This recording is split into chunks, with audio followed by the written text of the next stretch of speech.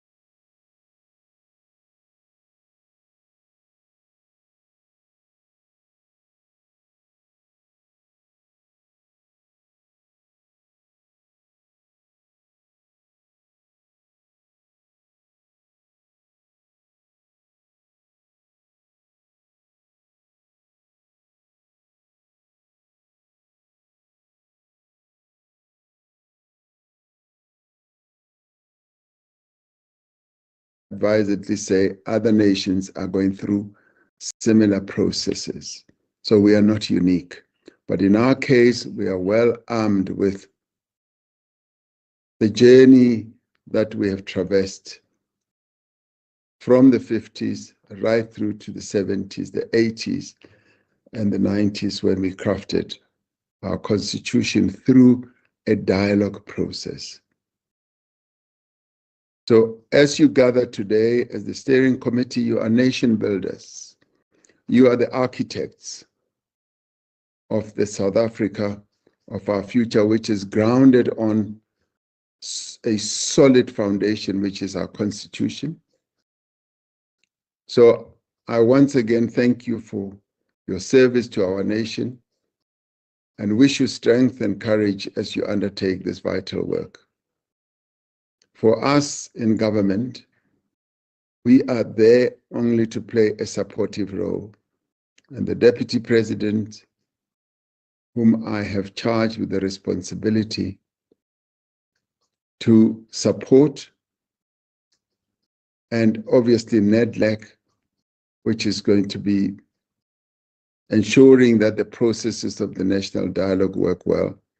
All of us are just giving the support that's necessary. In the end, as the father of our democracy used to say, it's in your hands. All of this then is in your hands to make a success of it. And remembering that those who have come before us always made a success of dialogue processes that they were involved in. I have no doubt that you will make a success of this whole process. So I wish you luck, I wish you strength, and look forward to meeting all of you again at the second National Convention, when your work will then be presented to the delegates, but more importantly to the nation, with regard to what you will have achieved. So thank you very much to you all. Thank you, Program Director. Thank you. Let's put our hands together again.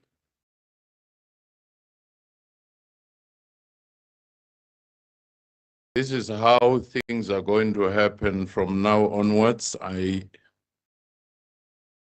want you, after the presentation by the chair of the Eminent Persons Group, Thank you. we will go outside, which is that well-deserved break. There'll be a photo opportunity with the Deputy President, with the leadership, which means if that stuff was fading, you start, make sure that it is fine. So, because it will go down in history. And remember, once it's put in YouTube, internet never forgets. So you'll always be there. It immortalizes you. Yeah, lifetime. Magazines, now those ones, if they land up in the village, sometimes they are used for starting fire. So internet, so let's put our hands together for my brother Tinyiko Maluleke.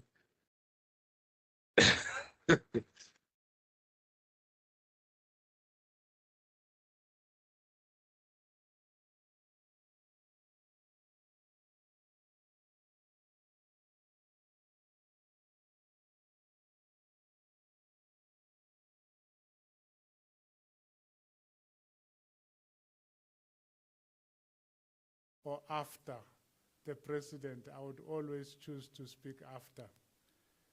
And I will become famous for speaking after the president, regardless what I say. His Excellency President Cyril Matamela Ramaphosa, the convener of the National Dialogue, His Excellency Deputy President Paul Mashatile, Chairperson of the Interministerial Task Team, members of the Eminent Persons Group, Co-Chairperson Mr. Rolf Meyer, who is still on his way here, Secretary Ms. Nompendulo Mkachwa, who is in the House, Co-Deputy Chairperson Ms. Lindiwe Mazibuko, who is sitting right here. Oh, she's disappeared.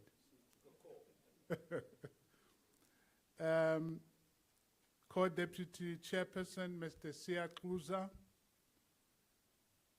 eminent persons Prof. Nomboniso Gasa, Mr. Pekin Chalinchali, and Mr. Bobby Gotzel, all of whom are here in the House or were supposed to be here. I think I've seen Mr. Gotzel right there.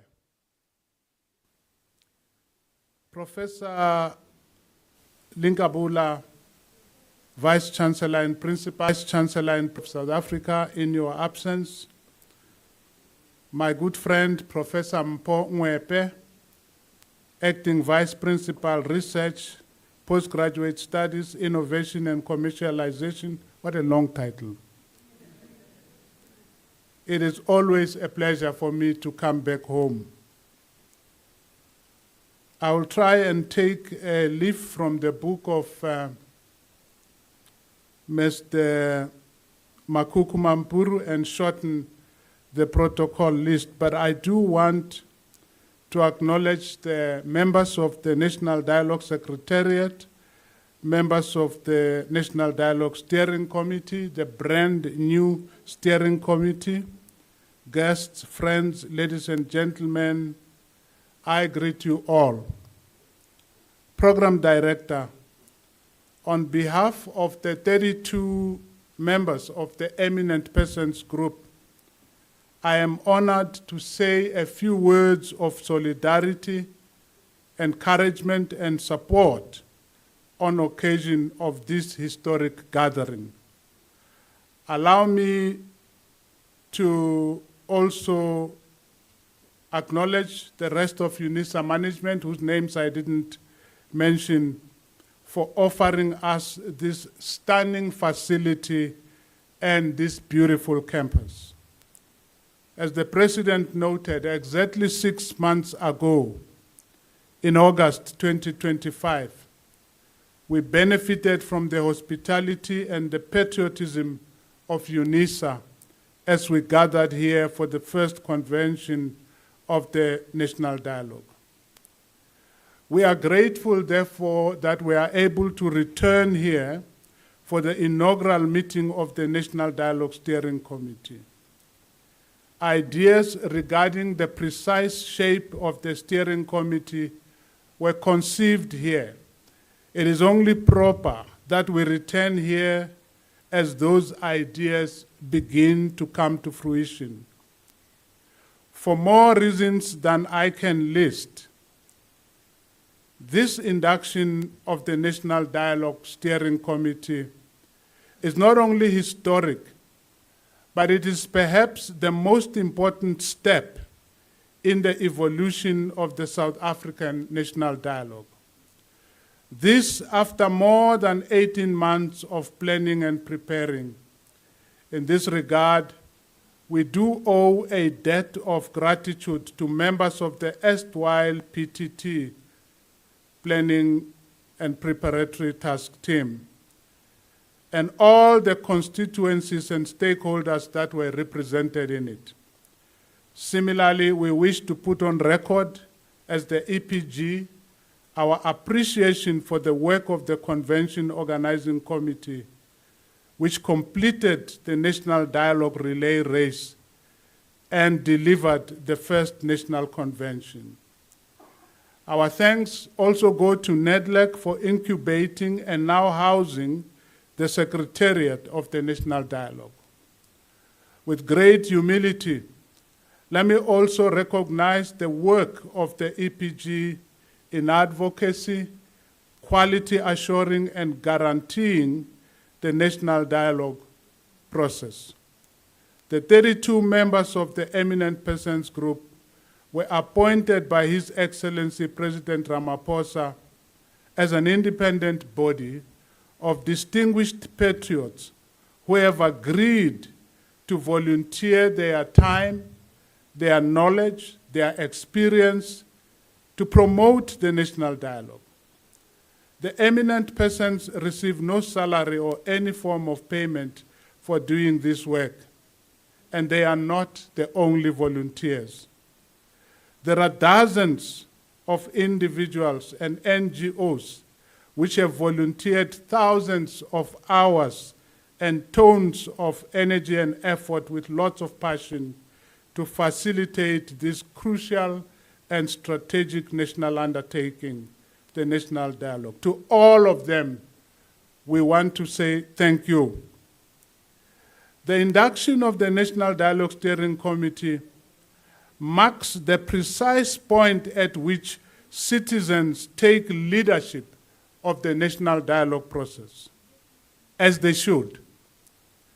Today, in this place, on this occasion, the citizens-led nature of the national dialogue takes shape and does so concretely. The National Dialogue Steering Committee is the most representative grouping of citizens from as many sectors of our society as possible. By virtue of its representativity, this body has the moral authority, the sectoral breadth, and the societal embeddedness necessary for it to administer and to coordinate our national dialogue process. And yet, for the National Dialogue Steering Committee, representativity is never finished and clear. Instead, representativity is always under construction. This is because for a body like the Steering Committee and a process as pivotal as the national dialogue, nothing less than the most radical forms of inclusivity will ever suffice. For this reason, there must always be room and space for more sectors and more forms of representation inside of the Steering Committee. We are thinking not only of geography, but also of gender. We are thinking of the rural-urban divide, and many other such considerations. The National Dialogue Steering Committee and all the structures and process of national dialogue must therefore remain open and inclusive, as the President has already noted, even as it proceeds to carry out its national mandate. And talking about the national mandate, it's important to note that whereas the individual members of the Steering Committee have been nominated and delegated by specific sectors, the Steering Committee itself is much more than a sectoral bargaining chamber in which sectors will jostle for hegemony and supremacy. The National Dialogue Steering Committee bears the grave and strategic national responsibility of fostering and nurturing a cross-cutting, whole nation and all society approach to dialogue. The national dialogue is too important an undertaking for it to be balkanized, compartmentalized, or monopolized. It is arguably one of the most important undertakings at this point in the history of our country. 31 years since the dawn of our democracy, South Africans find themselves sitting on a heap of unfulfilled constitutional and developmental promises. In its review of 10 years of the National Development Plan, the National Planning Commission suggested that we have gone off the course of the developmental trajectory that we set for ourselves as a country in 2012. The National Planning Commission also noted that for a decade at least, our economy has not been growing, that being the root cause of many of the challenges we face as a country. These include one of the highest youth unemployment rates in the world, rising poverty and inequality. Add to these the massive corruption as well as widespread violence against women and children.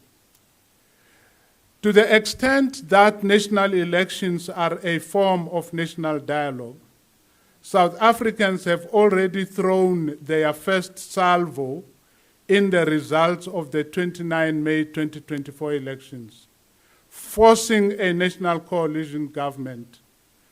South Africans will no longer stand aside and watch. They will no longer just lament and mourn. South Africans know and demand the country they deserve, the country of which former President Nelson Mandela spoke, the country which is promised in the Constitution and in the National Development Plan. We deserve that country. South Africans will no longer allow politicians and political parties simply to do as they please once they have been elected. The induction of the National Dialogue Steering Committee is a giant step in the evolution of the National Dialogue as a platform and an opportunity for South Africans to take back their country and to shape the country with their own hands and views and make sure that the next social compact is one that will represent their hopes and dreams. As guarantors and quality assurers of the national dialogue process, the EPG is satisfied that we have now reached a stage where the national dialogue proper will soon take off. The EPG is willing and able to stand side by side with the steering committee as it administers and coordinates the national dialogue. If the steering committee henceforth becomes the engine of the national dialogue, the EPG will become the fuel and the oil that will expedite the running of that engine. The EPG fully embraces its role, not only as advisor to the President as the convener of the national dialogue, but as advocates of national dialogue themselves. To this end, we as EPG members are ready to lend our individual and combined statures, individual and combined expertise, our time, our wisdom, to support and to quality assure as well as advocate for the work of National Dialogue Steering Committee. Like we did at the National Convention in August, we wish to call upon all South African citizens from all walks of life, from every sector, represented in the steering committee, as well as sectors and stakeholders who will join later.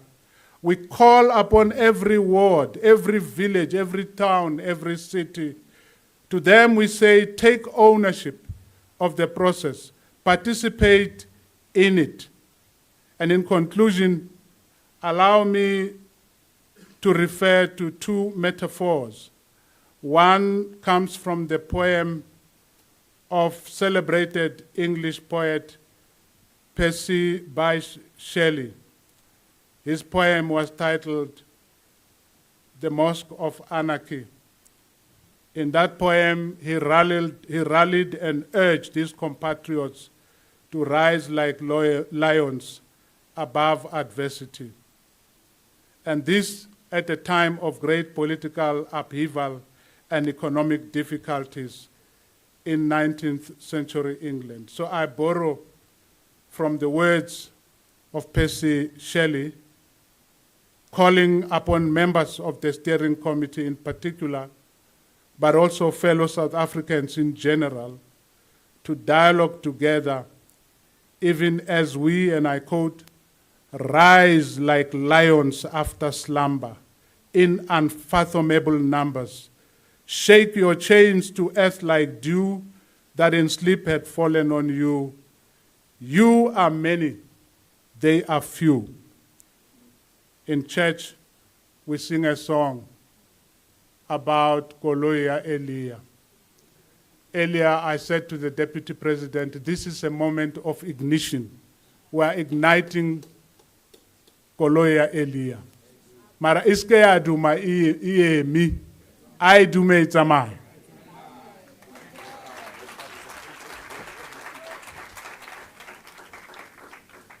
When Professor Maluleke was about to quote the poem, I asked my colleague here if they had taken breakfast, because you know poems can take a lot of data bundles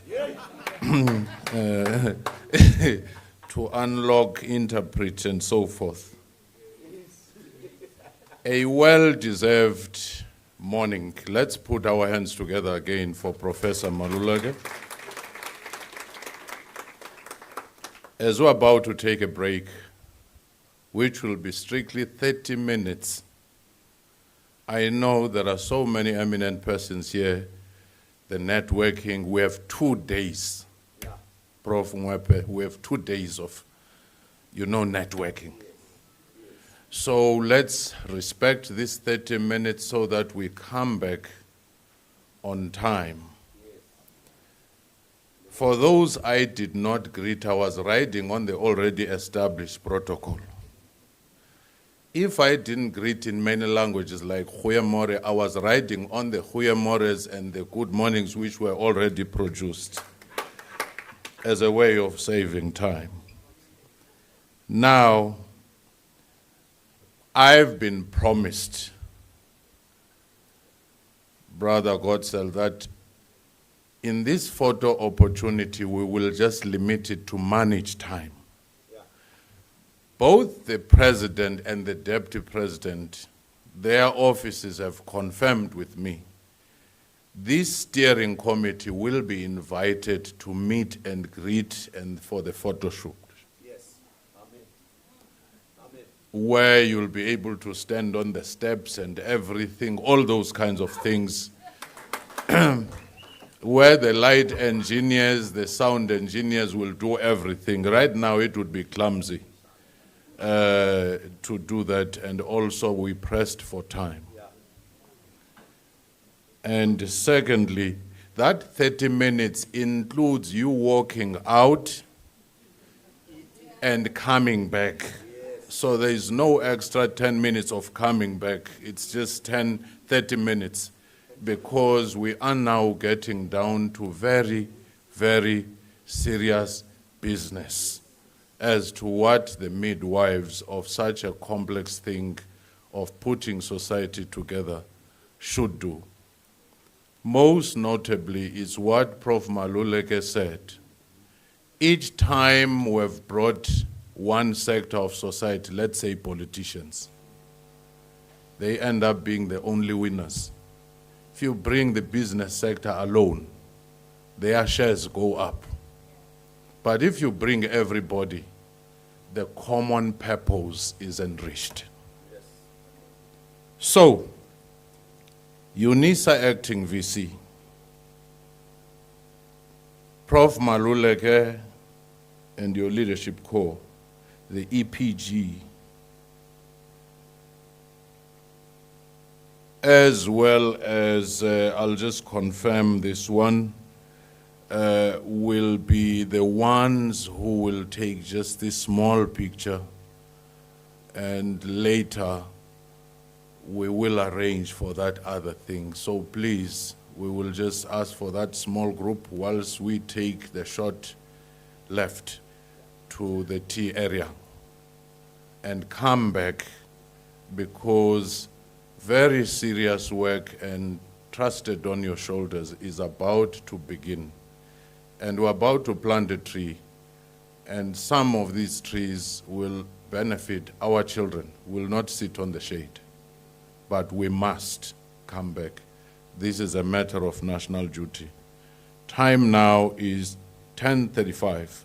At 11:05 sharp, with military precision, we'll be back here. Thank you.